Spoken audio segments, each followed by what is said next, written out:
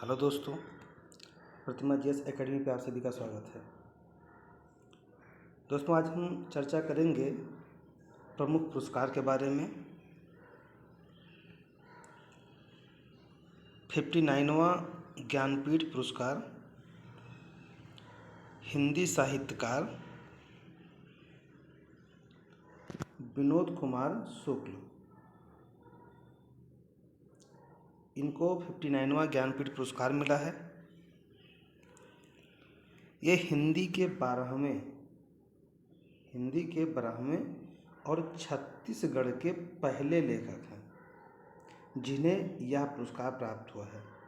तो यहाँ प्रश्न ये भी बन सकता है कि 59वां ज्ञानपीठ पुरस्कार किसे दिया गया है या ये किस राज्य से संबंधित है।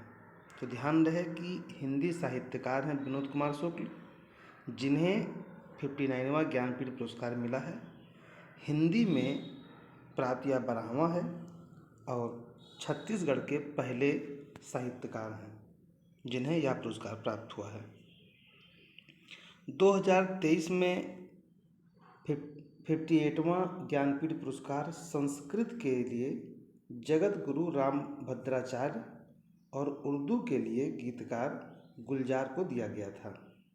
यानी 58वां इन दोनों लोगों को दिया गया था, बाकी 59वां विनोद कुमार शुक्ल जो छत्तीसगढ़ के हैं उनको दिया गया है। ज्ञानपीठ पुरस्कार में 11 लाख रुपए की राशि, वाग्देवी की कांस्य प्रतिमा और प्रशस्ति पत्र प्रदान किया जाता है।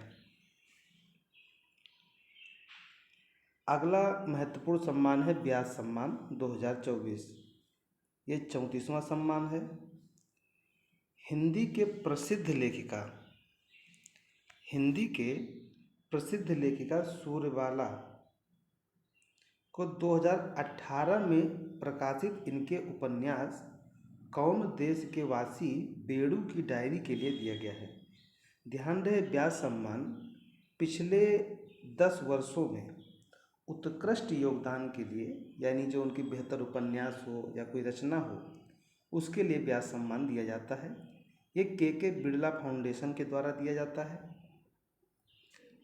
के बिरला फाउंडेशन के द्वारा दिया जाता है। 4 लाख रुपए की नगद राशि दी जाती है और पहली बार 1991 में यह पुरस्कार दिया गया था।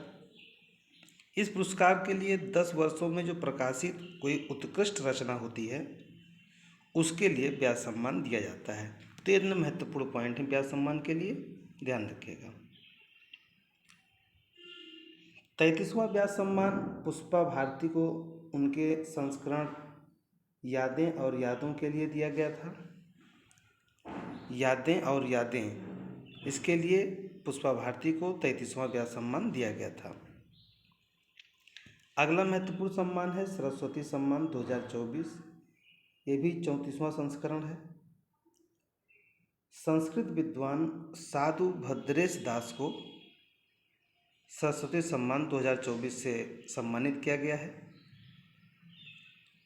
इनकी कृति है जिसके लिए यह सम्मान प्राप्त हुआ है, वो है स्वामी नारायण सिद्धांत सुधा।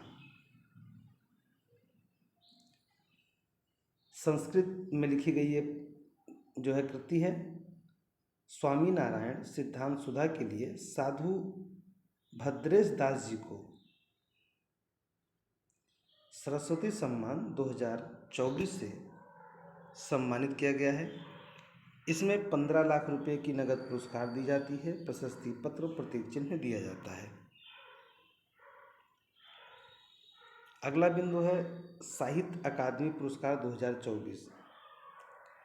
ध्यान रहे कि साहित्य अकादमी पुरस्कार ये ज्ञानपीठ पुरस्कार के बाद भारत का दूसरा सर्वोच्च साहित्य पुरस्कार है। यानी भारत का साहित्य जो पुरस्कार है वो सबसे बड़ा है ज्ञानपीठ, उसके बाद है साहित्य अकादमी पुरस्कार। हिंदी के लिए गगन गिल को दिया गया है। उनकी एक कविता आई है, मैं जब तक आई बाहर, मैं जब तक आई बाहर के लिए गगनगिल जी को हिंदी के लिए साहित्य अकादमी पुरस्कार 2024 से सम्मानित किया गया है। अंग्रेजी के लिए दिया गया है स्टेरिन कीरे को, उनके उपन्यास है स्पिरिट नाइट। स्पिरिट नाइट के लिए स्टेरिन कीरे को अंग्रेजी के लिए साहित्य अकादमी पुरस्कार से सम्मानित किया गया है। अब साहित्य अकादमी पुरस्कार किसको मिलता है? साहित्य अकादमी पुरस्कार संविधान की 8वीं अनुसूची में शामिल 22 भाषाओं को, ध्यान रहे 22 भाषाएं जो भारतीय संविधान की 8वीं अनुसूची में शामिल हैं तथा अंग्रेजी और राजस्थानी को अलग से कुल 24 भाषाओं में यह पुरस्कार दिया जाता है। यानी 22 भाषाएं वो जो भारतीय संविधान में शामिल हैं, साथ ही अंग्रेजी और राजस्थानी में कुल मिलाकर के 24 भाषाओं में हिंदी साहित्य पुरस्कार को दिया जाता है, यानी साहित्य पुरस्कार को। अगला महत्वपूर्ण पुरस्कार है पद्म पुरस्कार 2025। देखिए कुल 39 पद्म पुरस्कार दिए गए, इसमें 23 महिलाएं तथा 10 विदेशी अप्रवासी शामिल हैं जिन्हें भी पद्म पुरस्कार प्राप्त हुआ है। पद्म विभूषण 7 लोगों को दिया गया है। ये प्रश्न अभी समीक्षा अधिकारी में सीधे पूछा गया था कि कितने लोगों को पद्म विभूषण दिया गया है, तो 7 लोगों को दिया गया है, जिसमें शारदा सिन्हा बिहार से हैं, मरणोपरांत इनको दिया गया है। एम.टी. वासुदेवन नायर केरल के हैं, मरणोपरांत इनको दिया गया है। ओसामू सुजुकी जापान के हैं, इनको मरणोपरांत, यानी 3 लोगों को मरणोपरांत पद्म विभूषण दिया गया है।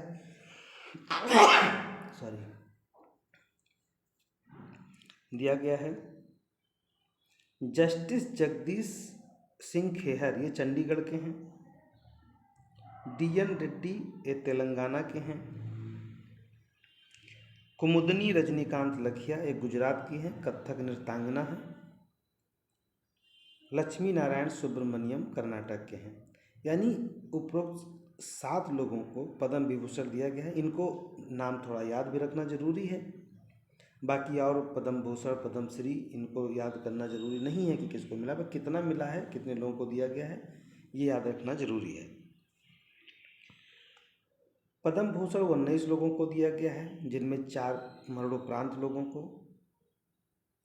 पद्मश्री 113 लोगों को दिया गया है, जिसमें 6 मरणोपरांत लोगों को। अब यहाँ पे आपको एक बात ये ध्यान देने की ज़रूरत है कि टोटल 139 लोगों को यह पुरस्कार दिया गया तो कितने लोगों को मरणोपरांत दिया गया? तो भी आपने देखा है कि 3 लोगों को दिया गया है पद्म विभूषण मरणोपरांत, 4 लोग यहाँ पद्म भूषण में और 6 लोग पद्मश्री में, तो 6 4 10 3 13, तो टोटल पद्म पुरस्कार 139 लोगों को दिया गया, जिनमें से 13 लोगों को मरणोपरांत दिया गया है। तो ये बात भी ध्यान रखने की आवश्यकता है।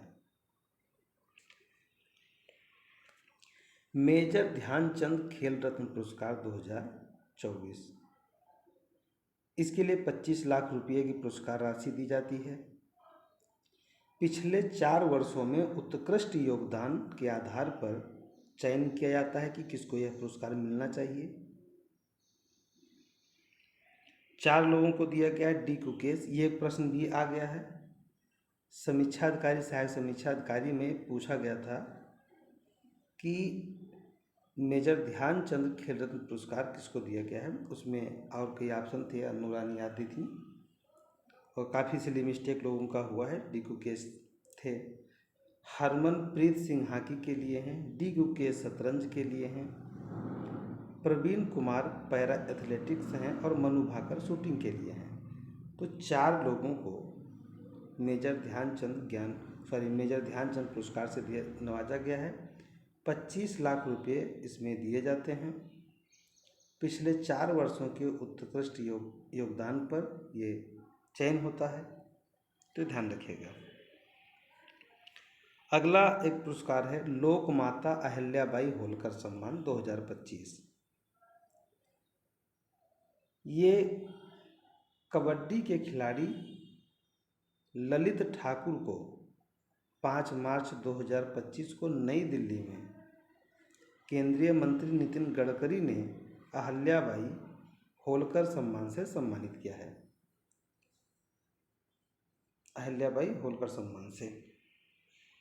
अगला बिंदु है सत्यजीत रे लाइफ टाइम अचीवमेंट अवार्ड। जनवरी 2025 में पश्चिम बंगाल फिल्म पत्रकार संघ के द्वारा दिया जाता है। प्रसिद्ध फिल्म निर्माता अपर्णा सेन को सत्यजीत रे लाइफ टाइम अचीवमेंट अवार्ड से सम्मानित किया गया है। अपर्णा सेन एक फिल्म निर्माता हैं। इन्हें सत्यजीत रे लाइफ टाइम अचीवमेंट अवार्ड से सम्मानित किया गया है। अगला बिंदु है इंदिरा गांधी शांति निशस्त्रीकरण एवं विकास पुरस्कार 2024। देखिए, इंदिरा गांधी शांति निशस्त्रीकरण एवं विकास पुरस्कार 2024 चिली के पूर्व राष्ट्रपति मिशेल बैचलेट को दिया गया है। ये चिली के पूर्व राष्ट्रपति हैं मिशेल बैचलेट, इनको दिया गया है। इस पुरस्कार में 25 लाख रुपये की नगद पुरस्कार दिया जाता है और एक प्रशस्ति पत्र दिया जाता है। 25 लाख रुपये, एक प्रशस्ति पत्र ये दिया जाता है।